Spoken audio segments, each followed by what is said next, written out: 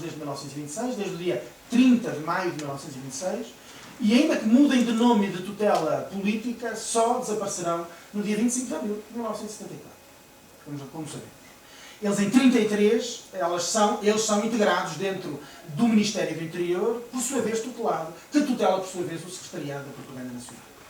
O Secretariado da Propaganda Nacional, e aqui vemos a tomada de posse deste intelectual modernista com muito pouca produção, há aqui uma outra especialista em António Ferro, mas comparativamente com os seus outros é muito mais, eu diria, um publicista, um jornalista, do que é propriamente um artista, digamos. António Ferro é um homem de uma grande intuição de natureza política, com um forte sentido da oportunidade política, que permite chamar-lhe um oportunista político, evidentemente, e que recebe das mãos de Oliveira Salazar, um homem com quem ele é, do ponto de vista de caráter, personalidade, visão do mundo, totalmente incompatível, mas justamente é essa a inteligência de Salazar, se calhar também a inteligência e o oportunismo de Ferro, dar-se-ão bem.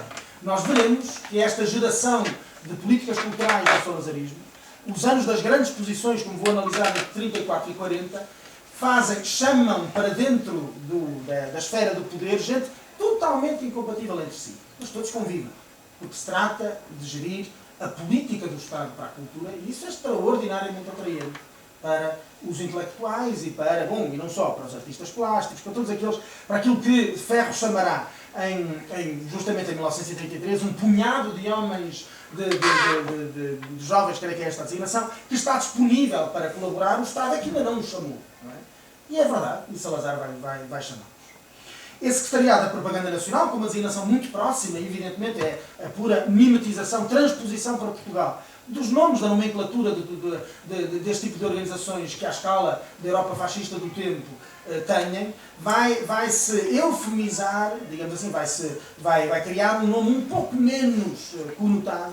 Em 1944, já à fase final da Segunda Guerra Mundial, passa-se a chamar-se Secretariado Nacional da Informação, Cultura Popular e Turismo, é conhecido só por Secretariado Nacional da Informação, o SNI, e depois, finalmente, em 1969, no primeiro ano do governo de Marcelo Caetano, como quase tudo ele fará, cosmeticamente se volta a rebatizar com o nome apenas já não de Secretariado, mas Secretaria de Estado, diretamente dependente da Presidência do Conselho de Ministros. Todas as suas sucessoras serão ainda hoje dependentes da Presidência do Conselho de Ministros, do chefe de Estado, do chefe do Governo, desculpa, a Secretaria de Estado da Informação e Cultura. Em segundo lugar, a radiodifusão, não vou perder muito tempo, vamos ter uma comunicação inteira sobre a emissora nacional, diretamente dependentes do Estado. Eu, pelo menos, detectei duas, a emissora nacional em 35 atual, ou seja, as rádios hoje do grupo Rádio e Televisão de Portugal, que no passado chamaram Rádio Difusão Portuguesa, são sucessoras, evidentemente, da emissora nacional, e depois, dependendo da Universidade Portuguesa, a Rádio Universidade. É verdade que depois há uma série de outras rádios, de que se destacam a Rádio Renascença, criada em 38, e sobretudo a Rádio Clube Português, criada em 31, que farão parte do aparelho, digamos assim, da radiodifusão, que é um dos aparelhos evidentemente, não só de transmissão de informação e daquilo que habitualmente, para usar um anglicismo, se chama o entretenimento, mas obviamente sob uma ditadura, eu diria, em qualquer circunstância, não necessariamente sob uma ditadura, são sempre aparelhos de inculcação ideológica, de transmissão de valores da natureza ideológica. Bom, acima temos já agora uma fotografia da inauguração da emissora nacional com o chefe de Estado, ou seja, Carmona, a figura mais ou menos o jarrão de flores que dirige uma espécie de monarca sem poderes, que dirige o Estado e que evidentemente do qual depende Salazar, mas de facto todos os presidentes da República dependem de Salazar, e a presença de vários outros dirigentes, designadamente Duarte Pacheco e Carneiro Pacheco, de vários dirigentes do Estado. E em baixo, o anúncio, por exemplo, justamente do discurso através da rádio, de o chefe de governo fala ao país, quando Salazar, uma das suas intervenções ainda no início dos anos 30. No campo da imprensa, o menos eficaz dos instrumentos mediáticos, porque evidentemente menos consumido, é preciso saber ler e escrever, é preciso comprar ou ter acesso a um jornal, evidentemente. O Estado Novo criou, diretamente subvencionado, pago pelo Partido Único, o Partido Único do Estado Novo é desde 1930 a União Nacional, paga o Diário da Manhã, criado em 1935.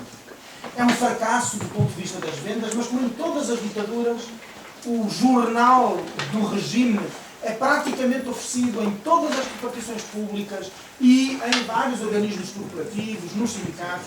Ele praticamente não vive, evidentemente, da publicidade e não vive das vendas. Ele vive do apoio direto da União Nacional, que recebe, por sua vez, esse apoio direto do Governo, ou seja, do Ministério do Interior. Agora, é verdade que há um papel muito particular, identicamente na formação de opinião, que tem a imprensa católica, muito próxima, sempre muito próxima até final, salvo evidentemente a imprensa católica. Estamos a falar da imprensa católica ligada diretamente à hierarquia da Igreja. Não falamos, obviamente, de jornais ou revistas ligados aos setores que, a partir de finais dos anos 50, funcionarão como porta-vozes da dissidência católica, do chamado mundo católico progressista. Portanto, eu não falo, evidentemente, de tudo quanto está ligado à Liga Operária Católica, à Juventude Operária Católica, ou a setores estudantis do mundo católico. Falo dos jornais do Patriarcado, da revista do Patriarcado de Lisboa, a Lumen, de subscrição obrigatória por todos os párocos em Portugal, todos sem exceção.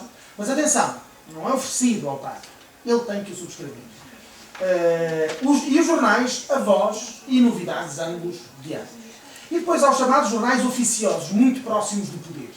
O mais lido de todos é de Lisboa, o Século, já desapareceu, mas só desaparecerá depois do 25 de Abril, mas são evidentemente o eterno jornal próximo do poder, o Diário de Notícias, no Porto o jornal mais popular e já então mais vendido à escala do todo o Norte, que era o Jornal de Notícias, e depois evidentemente para um setor mais particular, o Comércio do Porto. E depois os menos alinhados, mas sujeitos à censura obviamente, o Diário de Lisboa, um vespertino de Lisboa, o 1º de Janeiro, um matutino, ou seja, um jornal da manhã. A palavra vespertino para os mais jovens significa um jornal que é vendido só à tarde. Já não existe nenhum em Portugal. Existe um único, que eu me lembro em toda a Europa, um único jornal vespertino de grande circulação, ou pelo menos de referência, o Le Monde, que é um jornal francês. E é verdade, ao meio-dia, mas só ao meio-dia e não às 6 da manhã, o Monde começa a vender-se no quiosque em qualquer sítio de França. E finalmente, evidentemente, o jornal quase oficial da oposição republicana moderada, o República. A escola é provavelmente o mais forte dos aparelhos ideológicos do salazarismo. Eu não posso perder muito tempo com ele, eu não sei, na vossa formação, ainda te perguntei, vocês são, na maioria dos casos, dizem estudantes da área da gestão de património, mas numa escola superior de educação não sei se vocês ainda têm unidades curriculares, pelo menos gestão de património, ligados à história da educação. É forçoso ter-se um mínimo de consciência sobre o papel que a escola salazarística, chamada Educação Nacional, designação que, sobretudo a partir de Carneiro Pacheco, 1936-40, se introduz para designar, por contraposição à velha instrução pública, designação que a República dá ao sistema educativo, a educação nacional é justamente uma escola abertamente doutrinária, na qual, para se ensinar aos alunos da primeira classe, quer a ortografia, quer evidentemente, neste caso concreto, por exemplo, os pronomes pessoais, se termina com uma lição. Esta é uma página que era uma lição de uma parte, pelo menos, das atividades letivas ou didáticas dentro da escola primária, uma lição que termina com o Viva Salazar. Para se aprender a ler, não é? Mas agora a escrever. E finalmente, evidentemente, já sabemos, em 1935, se não me engano, introduz-se a partir do Ministério, ainda se chama em 35 da Instrução Pública, o equivalente ao Ministério da Educação, a chamada Lição de Salazar, uma série de cartazes de exibição obrigatória nas salas de aula de todo o país, no qual há uma série de determinados, divididos por temáticas, há uma série de lições que os professores, aos quais os professores devem organizar utilizando justamente aquele mesmo cartaz. Eu devo dizer que do cartaz não me recordo, mas devo dizer, eu tenho 50 anos, nasci em 1965, em 1974 terminei a minha 4ª classe, em 73, 74, numa escola, no bairro social do Porto, e ainda, dividida entre a escola feminina e a escola masculina, e ainda usávamos, não na 4ª, mas na 3ª classe, um manual da 3ª classe, que tinha sido aprovado em 1943, 30 anos antes. Onde havia, lembro-me distintamente de ter 8 anos e de ter estudado, onde havia 2 lições, uma chamava-se o Estado Novo. Eu lembro perfeitamente da representação, não era fotográfica, obviamente, era sempre o desenho colorido, a representação da Oliveira Salazar de um lado e do chefe de Estado, coitado, era de 1943, já havia 2 presidentes da República depois dele, que se chamava Oscar Carneiro. Havia uma outra, lembro distintamente, sobre a exposição do mundo português, que aqui falei. E, portanto, evidentemente, trata-se de desmantelar o sistema escolar republicano, trata-se de desmantelar o sistema escolar do liberalismo de 100 anos de Estado liberal em Portugal, que o tinha criado, sobretudo a partir das reformas do Passos Manuel, 1836, e impor uma outra educação à qual se designará como Educação Nacional. Um dos seus grandes estudiosos, diga-se de passagem, é evidentemente António Nóvoa, hoje mais conhecido por Sampaio da Nóvoa, quando na sua veste de candidato presidencial. Nós sempre o lemos como António Nóvoa na Avenida. Agora, instrumentos muito mais inovadores do que propriamente um sistema educativo são a primeira organização de juventude, de inscrição obrigatória para todas as crianças a partir dos 6 anos de idade e até a universidade. Todos vocês terão um avô e um bisavô e um tio-avô, que os mais jovens, eu não preciso de gente de 2 gerações para cima de mim, que se recordarão, e todas as vezes que eu menciono a obrigatoriedade da inscrição na Universidade Portuguesa, que termina, é verdade, 8 anos antes do fim da ditadura, em 1966, toda a gente me dirá, não, mas o meu avô não fez parte da Universidade Portuguesa.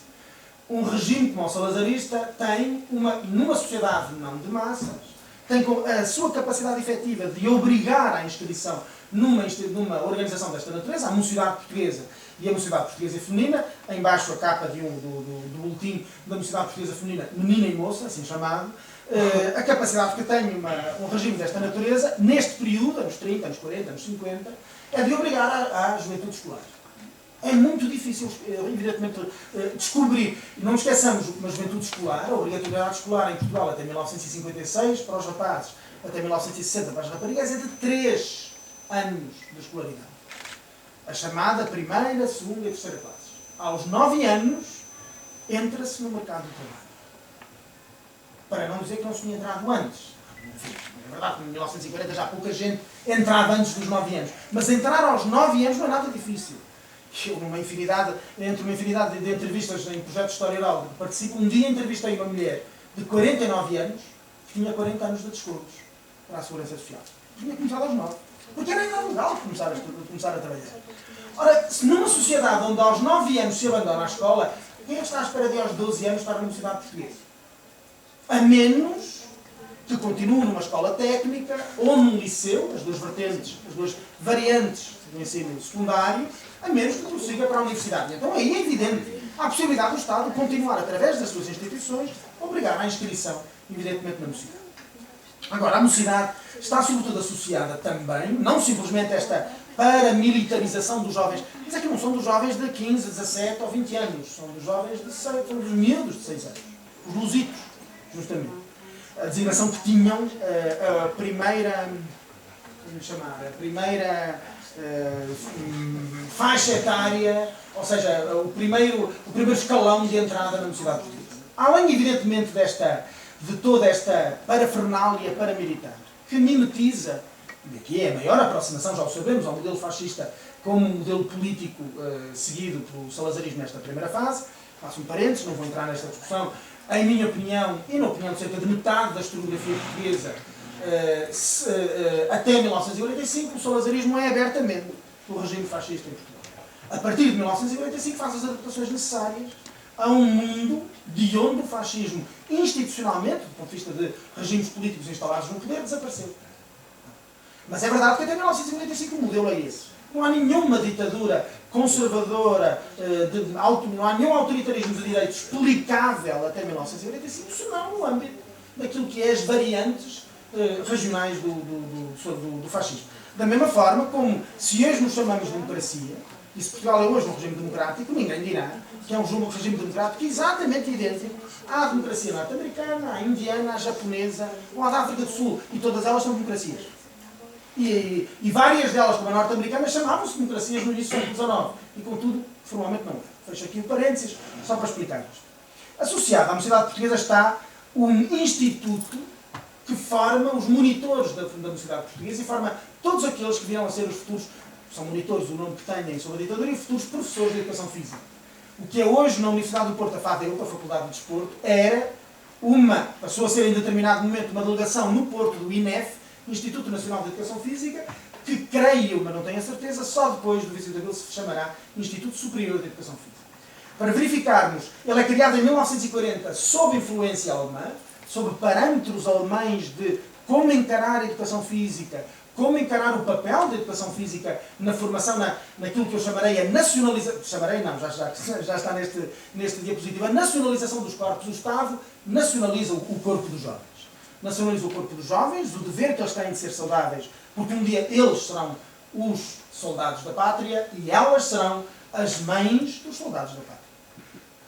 O discurso natalista, que está tão de novo de moda em Portugal, a partir da ideia de que entraremos em síncope nacional se não produzirmos crianças, partindo de um princípio que a baixa da natalidade é quase uma espécie de egoísmo ou de incapacidade de resolução, de imaturidade dos portugueses que não sabem fazer filhos ou não se decidem a fazê-los, ignorando que a natalidade é, como muitas outras coisas, é como a esperança, um fenómeno da sociologia. Não havendo condições sociais para se ter esperança, não há esperança. Não havendo condições sociais para se ter filhos, não há filhos. Onde é que está a admiração? Imigrando 700 mil portugueses num período de 3 anos, dos quais seguramente 2/3, 3/4 têm menos de 35 anos, onde é que está a admiração de que não haja crianças a nascer?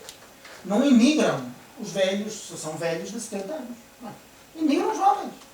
Ora, o natalismo dos anos 40, dos anos 30 e 40, não está cá porque há poucas crianças a nascerem. Pelo contrário, batia-se recordes, evidentemente, de natalidade e batia-se recordes de mortalidade infantil, obviamente. Não é? Para além até de infanticídio, de aborto, obviamente ilegal. Mas, em todo caso, aquilo que eu me quero referir é esta noção natalista do dever que as mães, obviamente alguém com uma mãe os tem de fazer, das mães serem mães, das mulheres serem mães, das mães produzirem filhos. Em 1961, não nos esqueçamos ainda, ou seja, já início do arranque da Guerra Colonial, escrevia-se na reestruturação do INEF que era o centro que deve permitir estudar as condições que permitirão a nossa raça a uma potencialidade física maior e a escola que contribuirá para ministrar a preparação física intensiva de que o soldado precisa. Era esta a filosofia da formação a formação física dos portugueses.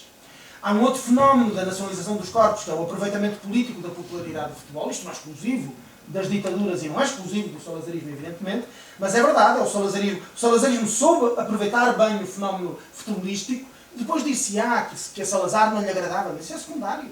Isso é secundário. O que interessa é a política do Estado. Em 1944, Salazar inaugura o Estádio Nacional e justamente aproveita-se-á, o Secretariado da Propaganda Nacional, para fazer um manifesto aos desportistas para lhe mostrar que é a Salazar que devem agradecer as novas condições, evidentemente, da educação, bom, enfim, da possibilidade do desporto como uma parte do cotidiano dos portugueses. Com muito pouca, nós somos dos países europeus com menor associativismo desportivo, mesmo em número de, pelo menos prática desportiva. Temos grandes clubes desportivos, mas muito poucos gratuitos. E finalmente uma infinidade de organizações de enquadramento de massas que, para não demorar muito mais tempo, me centrarei num deles, que é importante para a inculcação de valores ideológicos por via do entretenimento, por via da diversão, por via da organização dos tempos livres, que é a Fundação Nacional para a Alegria no Trabalho. Daqui aqui vemos, e é verdade, proporcionará, sobretudo no setor industrial e nos serviços, muito pouco no mundo rural, onde não há FNAT, mas há Casas do Povo, proporcionará, sobretudo, colónias de férias, as primeiras viagens pagas que os trabalhadores têm num país onde não há ainda férias pagas decretadas pelo Estado. Legalmente não há férias pagas, há apenas em determinados setores profissionais, quando o conjunto de empregadores assim decide, poder pagar as férias. Evidentemente, a Igreja é um dos grandes aparelhos ideológicos da sociedade do tempo, não podemos dizer que seja um aparelho ideológico do Estado, mas é evidentemente, há uma aliança, uma nova aliança entre o trono e o altar, para usar uma expressão típica da Idade Média, uma nova aliança entre o trono e o altar, no qual a Igreja, neste caso aqui em cima, uma fotografia de Oliveira Salazar com Cerejeira em 1950, na exposição do mundo português, aqui em baixo Salazar com a irmã Lúcia em Fátima, na visita do Papa Paulo VI em 1967. Durante esta primeira fase, um dos instrumentos essenciais que o salazarismo usou é a encenação da história e a encenação da identidade nacional, sob forma de grandes exposições, de que um dia, agora exagerar com isto para o 98, evidentemente, mas quer dizer, de que a lógica das grandes exposições de que um dia surgirá a Expo 98 promessa mesmo. De resto, diga-se passagem, é uma lógica que preside, no caso concreto da exposição do mundo português, é a lógica de associar a grande exposição de massas entre junho e outubro de 1940, terão, segundo os dados oficiais, visitado a exposição do mundo português 3 milhões de pessoas, dos quais uma grande porcentagem são bilhetes gratuitos, dos quais, de um total, de uma população total de cerca de 7 milhões de habitantes. Teoricamente, à volta de quase 40% dos portugueses, teoricamente, os bilhetes podem responder eventualmente, pode ser o mesmo bilhete vendido dois bilhetes vendidos à mesma pessoa, mas não interessa. Teoricamente, quase 40% dos portugueses terão visitado a exposição. E serve também para a reorganização do ponto de vista urbanístico de bairros inteiros, neste caso da capital, em Lisboa. Trata-se de uma encenação fundamentalmente da identidade histórica e, evidentemente, do que é, digamos assim, do que é a bondade intrínseca do regime, e ainda outro dos instrumentos, evidentemente o cinema salazarista. Por um lado, um cinema diretamente de propaganda. As ditaduras, ao contrário do que se pensa, raramente investem. A maioria da produção cinematográfica das ditaduras, nazismo incluído, não é de natureza assumidamente propagandística. A propaganda faz-se muito mais. A Revolução de Maio, de 1937, é um filme, é uma ficção, mas é um filme de propaganda. Tem muito menos sucesso do que tem a comédia salazarista. A comédia reacionária, conservadora, que junta o gosto estético da revista, mas transmite valores de conservação e de conformação social através da comédia. Eu selecionei apenas dois, a Maria Papoila, de 1937, que é basicamente a história de uma jovem que vem da Serra da Estrela para perceber que a migração para a cidade é um erro, e ela vai perceber que é um erro quase até final, no momento final no qual há uma redenção moral das personagens do mundo urbano que a maltratou, das personagens que a maltratam, e que ela evidentemente, nesse momento, enfim, se abre a possibilidade de, apesar de tudo, a migração para a cidade não ter sido um erro. E em segundo lugar, evidentemente, o Pátio das Cantigas.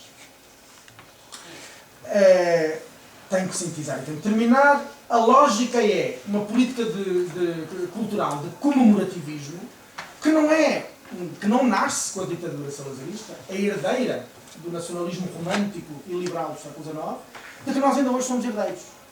Fazer permanentemente a comemoração, quer da República, a de 25 de Abril já tem um outro significado, mas a permanente, não nos esqueçamos, durante a democracia portuguesa, o ciclo mais prolongado de comemorações que beneficiaram de grande financiamento público da história de Portugal foi da criação da Comissão Nacional dos Descobrimentos Portugueses. E, portanto, nós ainda hoje, período democrático, somos herdeiros de uma lógica comemorativista, centrada e monumentalista até um certo ponto, centrada na ideia de o caráter excepcional da nação portuguesa. Ideologicamente não há outra forma de lhe chamar. É um nacionalismo, pode ter roupagem democrática, mas é um nacionalismo historicista, centrado na ideia que nós fomos grandes. E continuamos a não conseguir voltar a ser. E esse era o discurso que o Salazar permanentemente fazia. Nós somos daquelas sociedades na Europa cujo discurso obsessivo sobre a história, e eu serei o último a criticar que estudemos história, se eu sou historiador, depende disso, evidentemente, a minha vida profissional e até a minha visão do mundo. Mas é evidente cuja obsessão com o passado faz com que regularmente regimes políticos e políticas culturais de natureza diferente formulem quase sempre o mesmo princípio, que é, em épocas de crise, recordarmos que fomos grandes. Em épocas de prosperidade, que é a recuperação da grandeza que nós temos que fazer. Em segundo lugar, há e vou praticamente terminar com isto, há uma semântica, uma estética modernista, abertamente modernista, num regime como o salazarista, que é quase sempre descrito como, acabei de fazer também, obcecado com o passado e com um gosto retro. A ideia permanente e é verdade, que é mais típica do período posterior à Segunda Guerra Mundial de 1945 do que anterior, que é a ideia do regresso ao passado, do elogio do passado, mas não é simplesmente o elogio do passado grandioso, é de um regresso a, quando finalmente a sociedade estava a modernizar e a transformar do ponto de vista socioeconómico, o elogio da terra, o elogio da aldeia, a crítica permanente não é da maldade, não quero exagerar, mas do caráter artificial da vida urbana. Isto acontece muito frequentemente com as sociedades que passam por processos de modernização muito rápidos e que foi, evidentemente, o que aconteceu com a sociedade portuguesa. E, nesse sentido, concluo, uma vontade totalitária, de tipo totalitário, depois podemos discutir se houver debate, suponho que sim, de definir e condicionar a formação moral, a formação intelectual, a formação ideológica da população e muito particularmente dos jovens. A ideia de que, ao contrário do que se sustenta na maioria dos casos sobre a natureza política do salazarismo, a ideia de que ao Estado, com o apoio destes aparelhos que eu mencionei, compete construir uma espécie de homem novo português, que, mesmo que seja para preenchê-lo com valores do passado. Obrigado.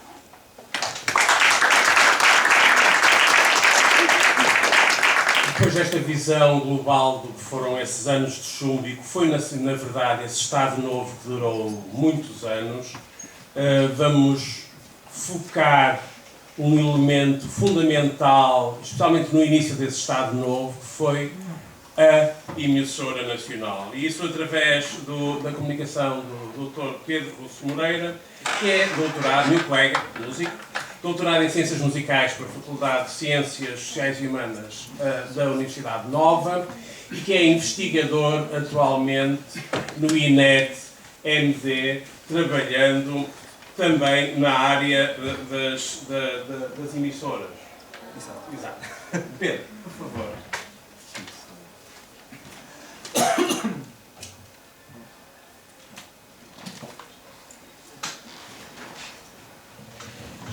Bom, então, muito boa tarde a todos. Antes de mais, queria agradecer o convite, a oportunidade de estar aqui. Queria agradecer ao professor Sérgio, à professora Carla, este convite. É um prazer, sobretudo porque a minha área de origem, como o professor Francisco explicou, não é a história. Sou etnomusicólogo, uma coisa complicada de ser na vida, e basicamente ocupo-me de estudar as práticas musicais e o contexto em que essas práticas musicais ocorrem, e portanto fiz o meu doutoramento sobre o conjunto de práticas musicais associadas ou ligadas à emissora nacional e a sua ligação com toda a parte ideológica, poder político, etc. E atualmente, apesar de estar ainda ligado à rádio, estou a trabalhar com a comunidade portuguesa de Paris, percebendo qual é que é o papel que a rádio, nomeadamente a Rádio Alfa, tem precisamente na construção identitária da comunidade. Então, deixem-me só abrir aqui.